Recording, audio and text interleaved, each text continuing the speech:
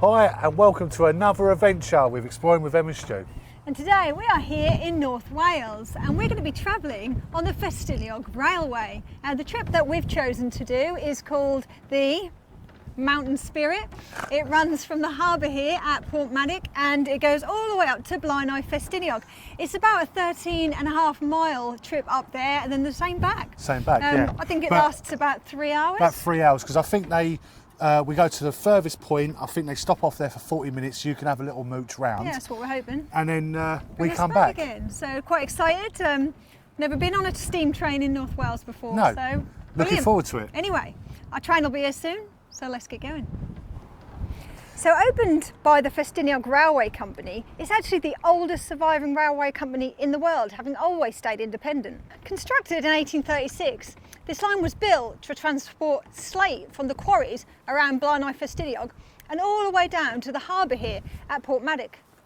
So the 1 foot 11.5-inch narrow gauge that we're going to be taking a ride on today runs for 13.5 miles, all the way through the mountains, tunnels and even around a spiral.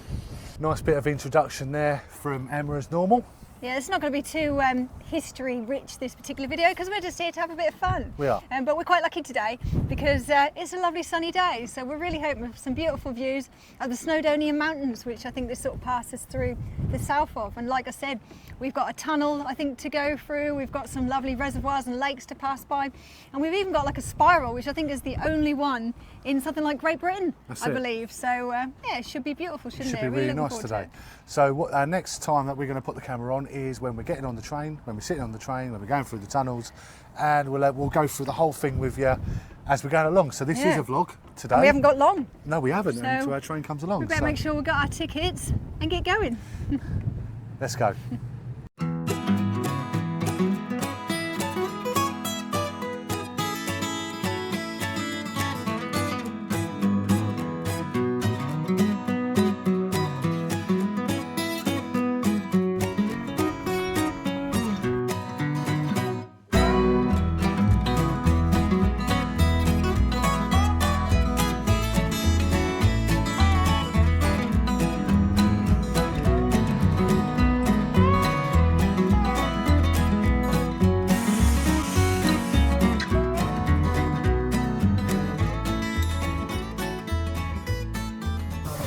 And here we are. We're actually sitting at the table at the moment, just looking out at the view. I don't think it's actually ready to go yet, is it? No, I think we're going to be sitting here a little while, but we wanted to get a nice seat. Although we booked a 4-person table, so when you actually book the tickets, you either get 2 or a 4-person. As the 3 of us, we've got this one. And I think we're actually going to keep the seat now, all the way there and back. So yes, that's it. It's handy that you can leave your bags and coats and things, I think, on the train when you get the other end.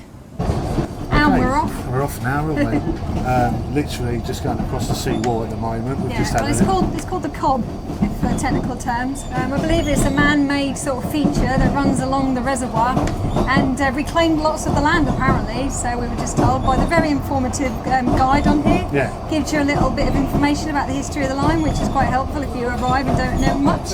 Yeah, exactly.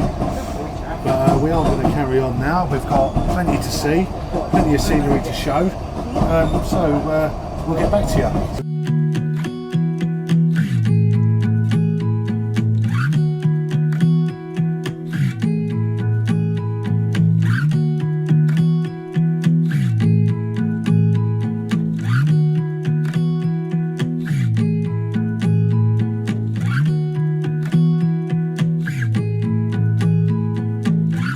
Had a 10-minute stop at this station. It's like the halfway station. Yeah, you can actually people on and off. Yeah, you can get off here if you want, or you can get on and carry on up to the end of the line. But of course, we've paid to go all the way from Porthmadog all the way up to Ffestiniog.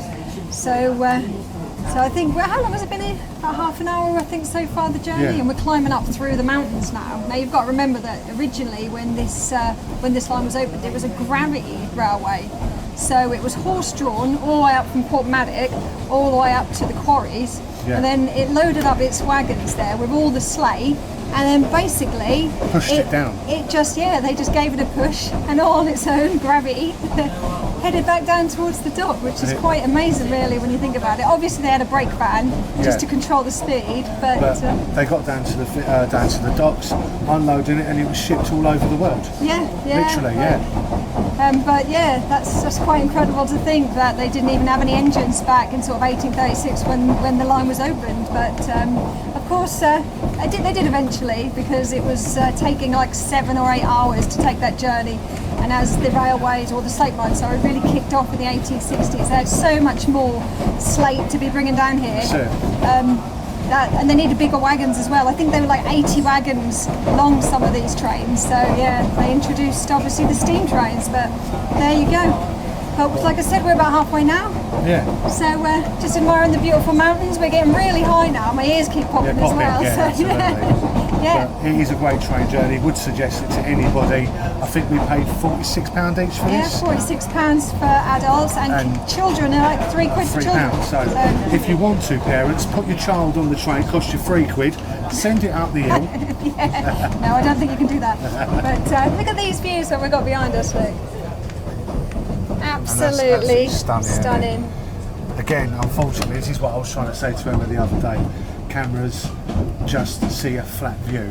It's photography, and your own eyes can see what we're seeing. Cameras do not pick this stuff up. No, definitely not. But we're going to carry on now, and we'll see you in a little while.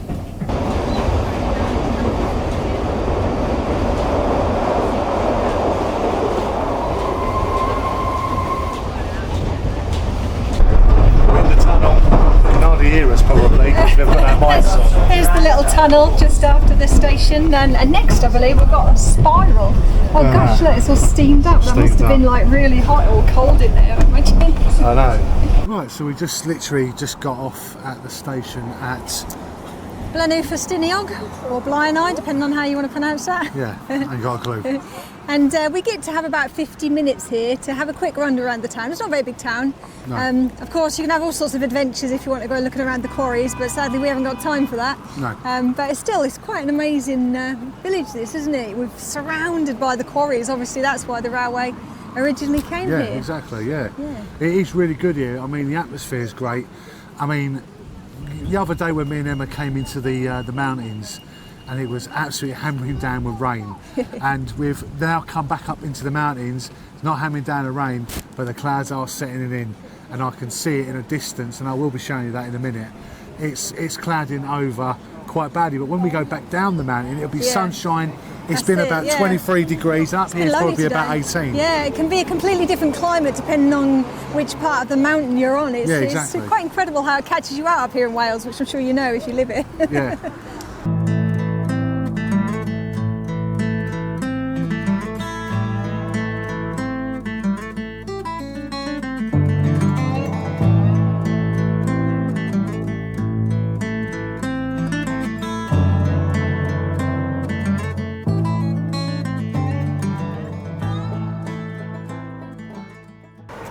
So we're actually now going into the town of Ffestiniog. I don't know. I cannot pronounce it. I can't say it now. I can't pronounce it. But anyway, we're going there now.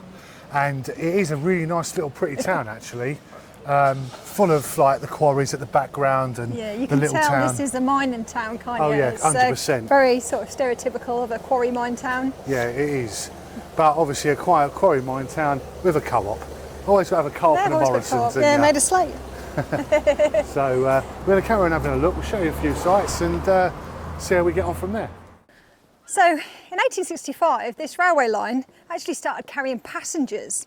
And it was the first narrow gauge railway line in Great Britain that actually did that. And although the steam locomotives were introduced in 1863, just a couple of years earlier, to take the passengers from the port of Portmadoc up into the mountains here, they still actually used that gravity system where they just used a breaker's van and that 180 gravity to carry the passengers on the return trip. And they continued doing this right up until 1939. Back on the platform now, we're going to have a little bit of a wander round.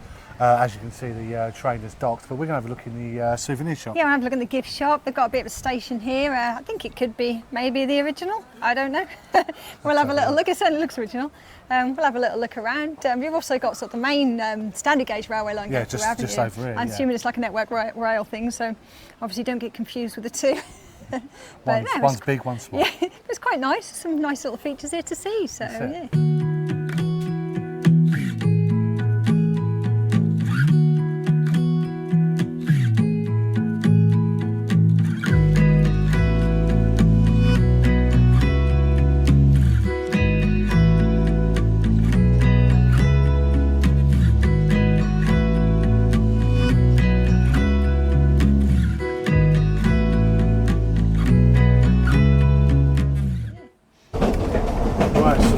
We're actually back on the train now, just going past one of the reservoirs. We've got a really good view of a waterfall just leaving one of the stations a second ago. Blinking you'll miss it, but it was lovely. It was absolutely beautiful. I actually managed to get it on here. Emma didn't really get it on your phone, did you, because of the windows? Yeah, it'll be on Instagram, don't worry. Yeah. But the reservoir that's actually behind us, I've got a bit of interesting information about that. Because where we actually are, travelling this particular part of the line, is actually a little bit of a detour as to where the railway and there it is. Used to be. If you look just down there, you can just about make out that sort of high embankment in a minute. In a second. And that's where the train line used to go. But when the hydroelectric company decided they wanted to put a reservoir here, of course it severed the original Ffestiniog line, and so when they decided to turn it into obviously this heritage line, they had to sort of pull it up the mountain a little bit and build a massive tunnel. So you can actually see the portal for the original tunnel down there if you look really closely. But they had to also put a spiral in to bring the train up sort of on its gradient. Yeah. So that's quite interesting. And one day I'd like to actually get down there and see if we can check out the portal to the original tunnel. That would be really cool. That's one for another day. That's it. So we're actually coming up to, what was it called? The spiral. The spiral. Yeah. We're actually going to come up to it. And they built this, and I think around about the 1960s. So like I said, when they wanted to turn this into a heritage railway, and obviously, like I said, the reservoir had already flooded some of the track. Yeah. They weren't that fussed actually when they said, well, hang on a minute, what about a railway? They went, you're only a little narrow gauge, we're not really that bothered. So they did it anyway. But it was actually volunteers that did all of this in their sort of spare weekends and things, as well as digging out that tunnel that we've just been through. And it took them quite a few years to actually complete it. But quite to get it all back up to some That's sort of standard. Yeah, so they could reopen it again in sort of the 1970s, I believe. That's it. But so there you go. We're actually going round the spiral now. If I can just show you, that's where the train is, just there at the window, and we're actually coming down the spiral. So when we get to the actual style bit, I'll actually... You can see it a lot clearer in a minute. We'll give you a look there. Yeah, all right. Here we go, and here's the spiral. So we're going to be going around here, and we're going to end up down here. And that is actually pretty cool. I don't think there's many of these in the country, is there? No, well, I'm not sure if it's completely unique, but I don't think there's many of them. It's quite a clever idea how it's been built up though, and then to how it drops to come down the gradient, I think.